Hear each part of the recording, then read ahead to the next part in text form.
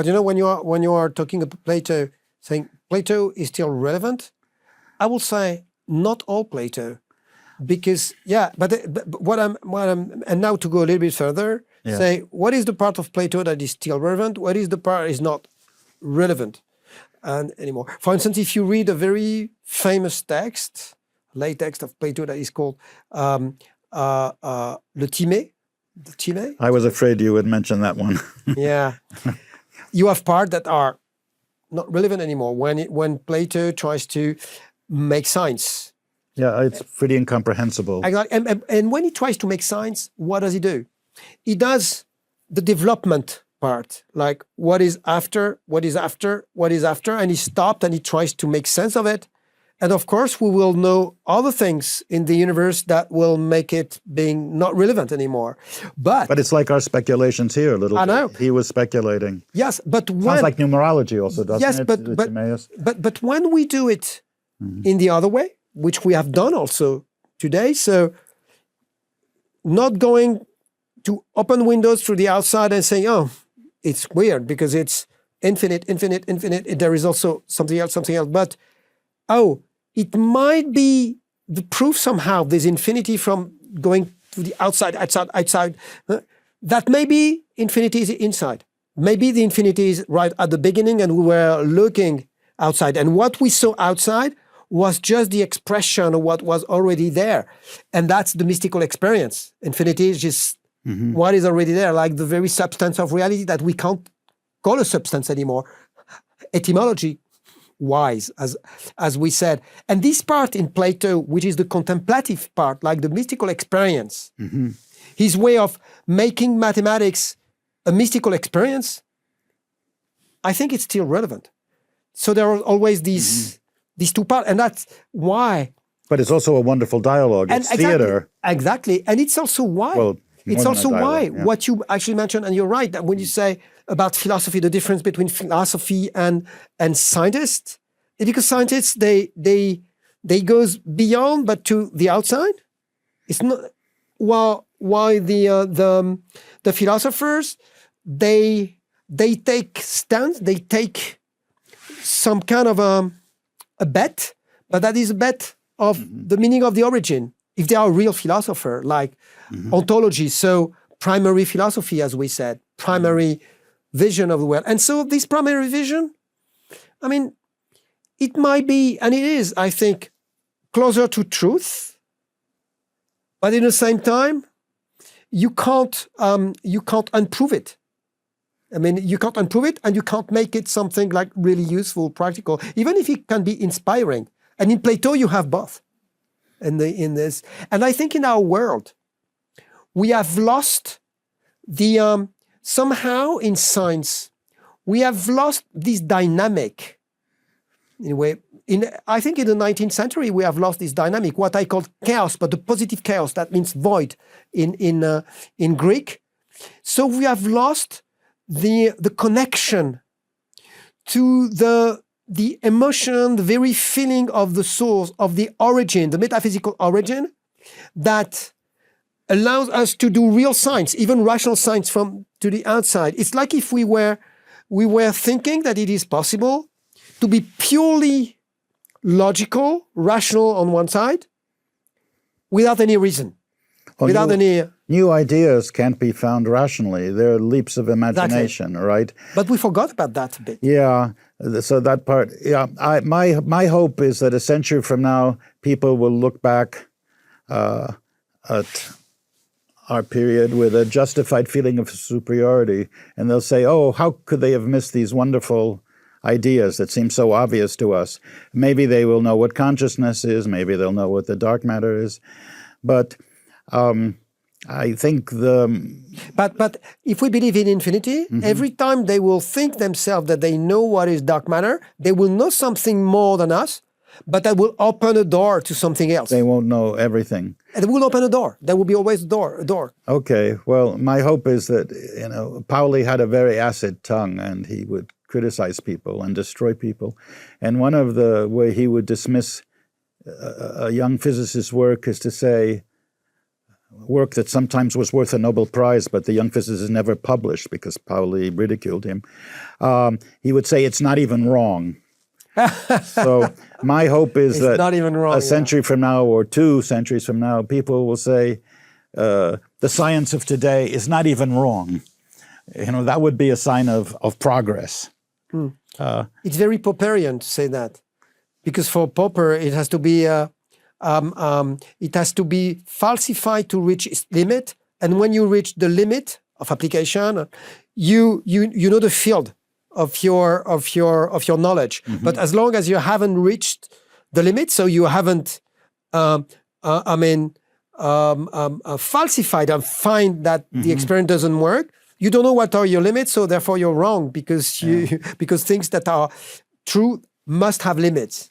Yeah, well, Virginia tells me that Popper said it's only when you, when you err or something, that you touch reality. It's only when something is refuted that you touch reality, that you learn something new. Yes, because when you are, for him, refutation is not a negative experience that makes you feel bad because like, oh, that doesn't work, but it's a positive experience that makes you, oh yes, if it doesn't work, that means that I know my field. So in fact, it's not less knowledge, it's more knowledge, because you know right. When it doesn't work, that it's the limit. So right. It's a knowledge, it's not negative. No, it's positive because then you've discovered something new, and this means you have to either expand your theory or create a totally new theory. Yeah, exactly. But again, if we go beyond Karl Popper using Karl Popper, it's because we know the limit, but this limit allows us to open a door to another field that we need to construct, and it's again the expression of infinity. That is less useful in itself, but that is a way to unfocus, to be able to go on another field, because you can't if you don't. I mean, if you stay totally focused on your. Yeah, well, that's a problem with contemporary academia, which is that things stay fashionable, and even if decade after decade they don't work or they don't advance. Recently, Leonard Susskind, whom I had the privilege of drinking beer with once, made a podcast where he says, string theory is wrong. We have to start over. And, he was one of the creators of string theory and worked on it for 50 years. But it's taken too long for people to say string theory is wrong. It was fashionable, and you couldn't speak against it. And all the funding went for string theory, and all the academic positions went for string theorists. And a bad idea gets established with a community that works on it, and they don't want to give up, and they're going to continue with this. Yeah, sure. And that's a very bad way of doing science. It's a Kuhn's concept of paradigm. The fact that people are they are unified around a paradigm, around a paradigm that is actually a perspective. And even if it doesn't work, yeah, exactly. And I mean, we can say that science and philosophy in a way are a question of perspectives. So the very definition of God and the relation with infinity is like, it's like if we could see, at least we postulate that he could see all the perspectives at once. Like he'll be aware of all the perspectives at once. But that doesn't mean much to say that. Anyway. Yeah. Well, as a child, one of my dreams was to go into the future. And I stupidly thought that there would be libraries in the future. So I would take a book out to find out where had science gotten, in the future. And I could never read anything. I could maybe read a word, but the sentences never made any sense. What was it? It was a... I was dreaming that I was in the future, and I go running to a library and open a book to see where had science gotten. But it's kind of a Leibnizian dream, in a way. My hope is that a century or two from now, there will be beautiful ideas in physics and mathematics, and people will say, how come people around the year 2000 didn't get it, didn't realize this? It's so beautiful, it's so simple, and to them it will seem almost obvious, perhaps. And how come we didn't get it? My hope is But that I think if they how science will advance. if they criticize some people, I mean, in a negative way, will be their dogmatism. They will criticize. They will criticize the fact that they thought they reached the end. They thought that their theory was the last one. They thought it was the actual truth. But if you have, in the same time, on one side, a rational way of science, and in the same time, you are very critical about what you have actually found in the name of transcendence, because in the name of the fact that what you have actually discovered can't be the end because the world is incomplete. Mm-hmm. If you do that, you're always open to infinity in the sense that there is something else. And at that time, you are not going to be criticized in a negative way in the future because you leave the openness. Well, that would be beautiful if people in each academic discipline would be open to completely new approaches. There tends to be a siloing effect, fashion, and in practice, it's hard to have a paradigm shift, right? Because there's a lot of opposition. But I like your vision of how science ought to be done, with a feeling that there's an infinite amount of richness and complexity out there, and we should be open to new ideas and new perspectives. There is an interesting stance. And not think we have the final theory, which every period thinks they have the final theory. Because the final theory will mean that the world is finite, and it will contradict what we have tried to show here.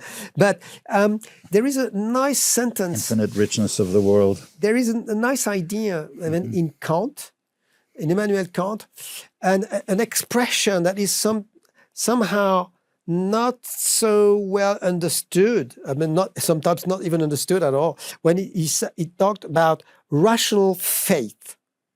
And people say, well, how is that even compatible? But for Kant, it's very important, rational faith. It doesn't mean faith in rationality. It means that at the end of the day, it's rational to have faith in something that goes beyond rationality. So that goes beyond what you think you have actually found. So for him, the last step, the ultimate rationality is to have faith in something that goes beyond rationality.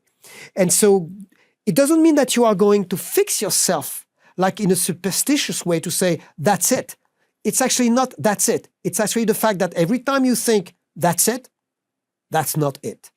That's the way to have, I think it's my interpretation, what is about rational faith. So rational faith is, in my way, some kind of a way of being always critical in the name of the incompleteness of everything we can perceive, we can assume, we can try to modelize.